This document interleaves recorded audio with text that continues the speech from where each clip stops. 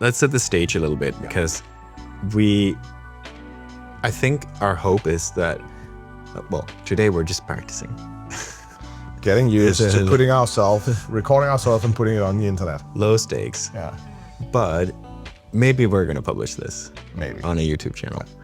And so I think it's good to set the stage for a while we're doing this. Yeah. And we already talked about it a little bit when we were goofing around with the camera outside. But basically, we wanted to start a podcast forever. Yeah. I just looked at my Twitter DMs with you from like 7 years ago. We met in March 2019. Getting old. Because I just scrolled all the way back in our DMs. And you texted me. I think you were listening to my podcast back then. Yeah. And you asked if I want to give feedback on your other startup, Legal Monster, that you did 7 years ago. And then I came to your office and then we became friends. Yeah, then I ended up moving into your office.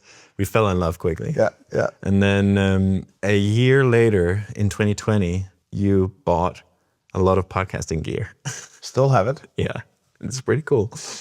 And we tried to record a podcast. Yeah. And then 1 or 2 times after that, we tried starting a podcast as well. Yeah. But now we're doing it again. Why do you think we failed the other times?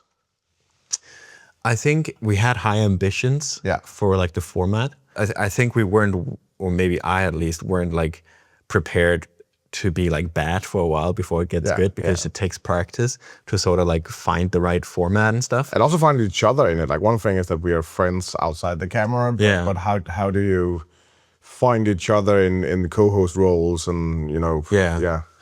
And I think one challenge I've had when I've tried to start podcasts with other people is when I had my first podcast with my co-host Matt, we had a really good chemistry. Yeah.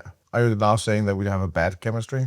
No, but I'm just saying I did the podcast with him for 4 years, 3 years or something like that, almost every week. We did more than 150 episodes at least.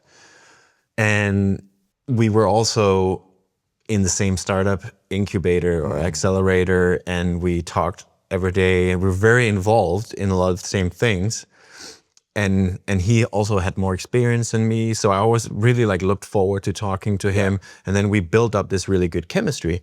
And if you expect that from day one with someone else, you're going to be disappointed. And I also that's think, been my challenge. Yeah, I also think we wanted to do a almost like interview style show, where the show that you and Matt had was basically these kind of follow along startup journey shows where you just checked in once a week and shared your progress.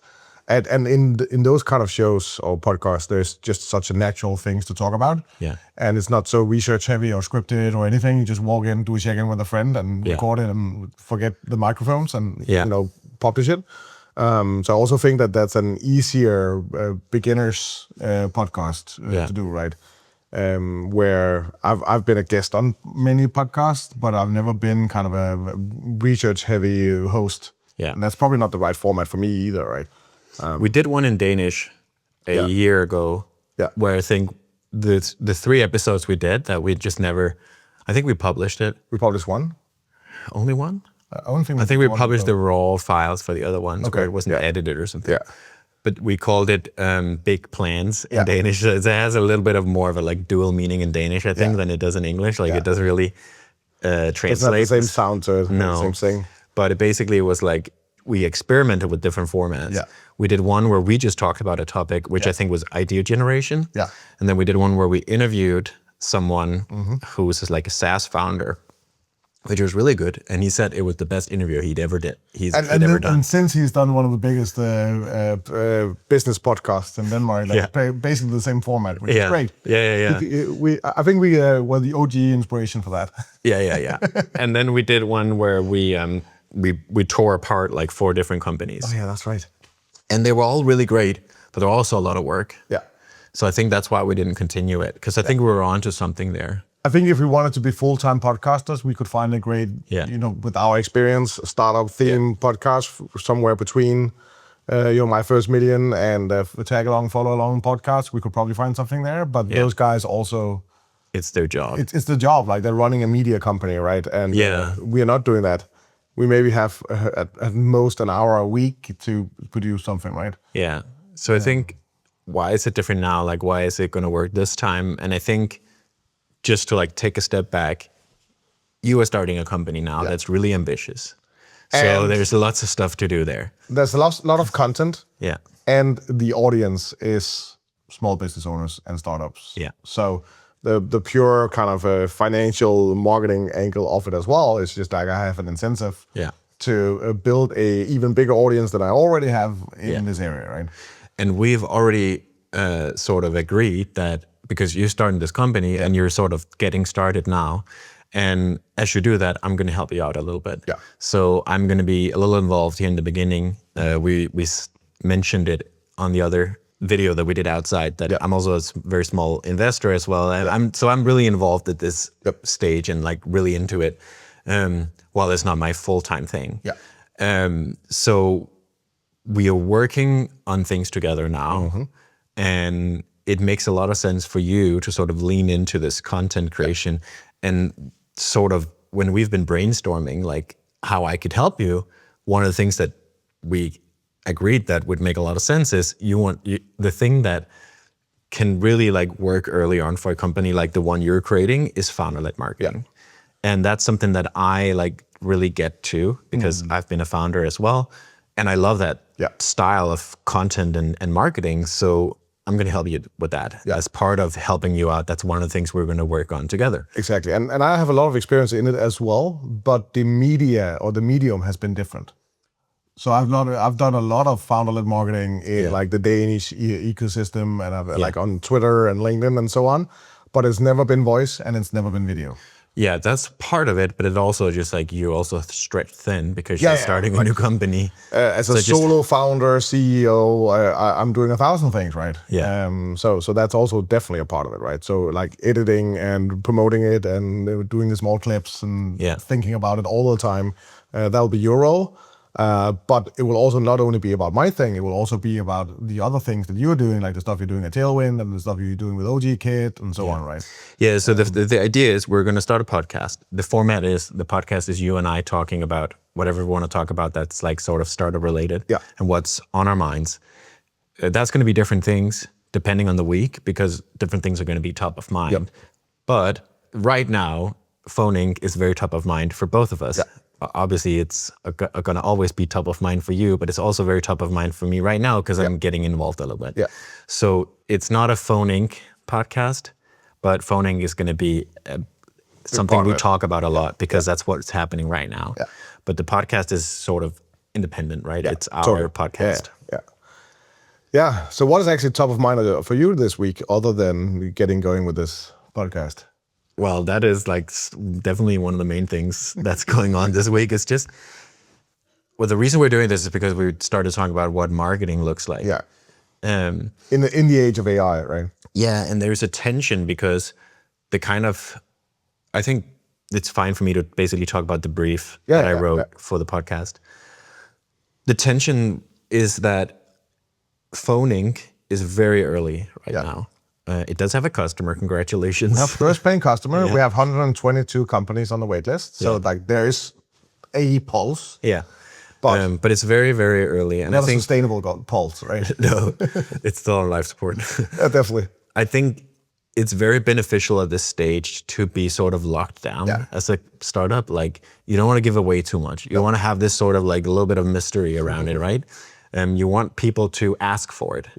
You don't want anyone to like self-serve right now. Like, that's not helpful. Like, you want people to be like, hey, you know, you want people to pull it out of your hand to see if they are actually interested in it. Literally, the first customer who is paying has been banging my door every day for a couple of weeks to, you know, get our product. He was a customer in my old company that we will talk a lot about as well.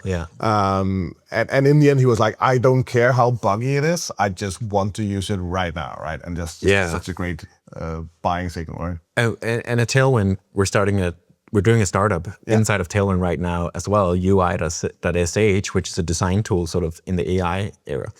And it's exactly the same thing. We want it to be locked down now because we want to set the right expectations. We want people to show that they're interested in it. But the difference there is between the Tailwind founders, the official Tailwind accounts, like we have like maybe 300,000 or 400,000 people following on Twitter. We have like 150,000 people, or maybe even 250,000 people on our email lists combined. And you are the default CSS framework for AI. We have Tailwind Plus with like 130,000 users and like more than 10 million people coming to the Tailwind documentation every month. And so the distribution is fine. Like that's not the problem. So what's the biggest problem right now? But for Phone.inc specifically, distribution is by far the biggest problem. Right. And longer term, like one thing we talked about is like we want AI to know about Phone.inc. And that takes some time, right? Because before it starts knowing about it, there needs to be something for it to sort of consume as it gets trained. Especially in this combination between being a little bit in stealth mode, while still talking publicly about some of what we're doing. But it also takes a couple of years before the AI models are, super trained on what you're doing and pushing it to the world. So I think this part will be a part of trying to give it the LLM some content and the humans that it can consume and learn more about us before ready to blast the world. Yeah, so I think in the podcast brief, I wrote down this kind of 3 things. Like one is we want to do a podcast just for our own like entertainment almost, but also just as our own like personal brand or whatever BS, But also it makes sense to like put out a lot of words because the words are going to be turned into a transcript and the transcript is going to be consumed by the AIs as they're trained. And this is like, it's just an interesting tension between the company's in stealth mode, but we can talk about it. Like we can't have like, we can't put out like 5,000 words on the website every week. No. But we kind of can if we do a podcast because 5,000 words when you just speak is not as hard. So what we're actually doing is that we're just transcribing blog posts. It's obviously different than that. But it's kind of like a dual purpose. And then finally is like a lot of your stuff in the past has been in Danish, right? And for this one, it shouldn't be in Danish. Like everything should be in English and a podcast. And it's just a great way to do that. And then there's the whole vlogging thing. Like I think that is where I had to really sort of... That's the hardest thing. The hardest thing is that there's a camera recording us right now. The voice stuff is not a problem, right? Right. But that's the point I made earlier is like, when we were outside filming, the podcast thing used to be cringe. Like I remember the first time I was interviewed on a podcast, I was so nervous. And now I don't even think about it. Like it's like I've just done a phone call or something. I mean, I even used to be nervous about a phone call. But no, now I'm not, right? And it depends on who you're calling. Right. But this video stuff is, and maybe Phone.inc can help here in the future.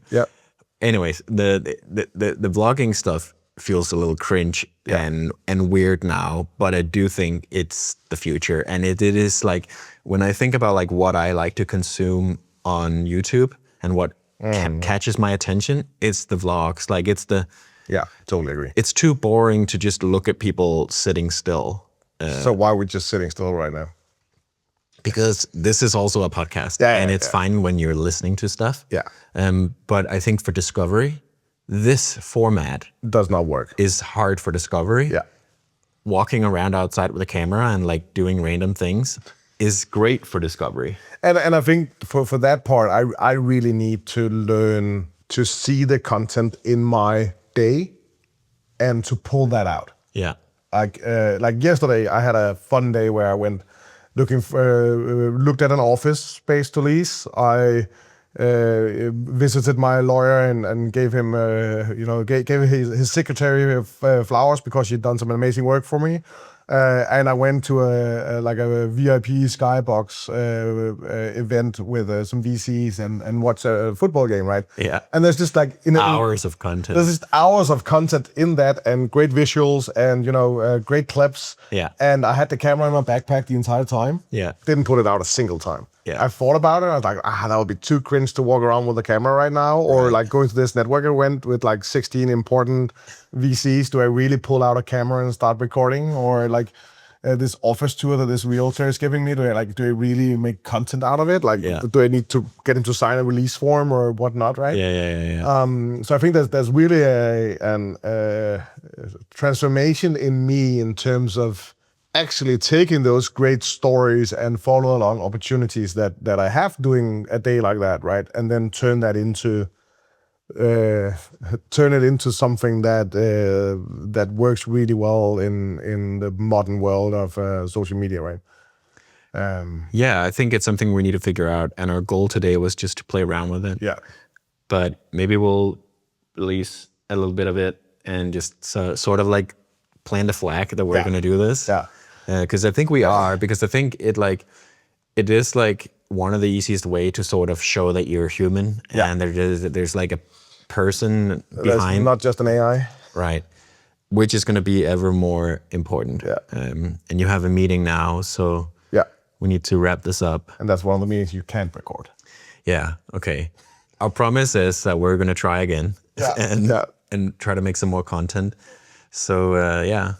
And then I want to do a shout out to a guy that doesn't know me at all, but he's running a YouTube channel. He's a young guy who opened a coffee shop in, I think it's Sydney, called Homeboy.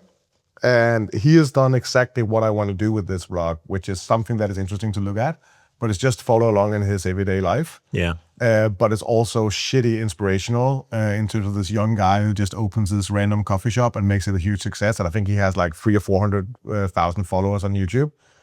And this, like, maybe there could be a few more videos than he's posting, but the ones he's posting are just amazing. Cool. So that's what we want to do, just for a take start of instead. Do you want to say like or subscribe, or should I say it? You should say it. Like and subscribe. That's so cringe. All right, you're going to go to your meeting. Yeah. I'm still going to record your meeting.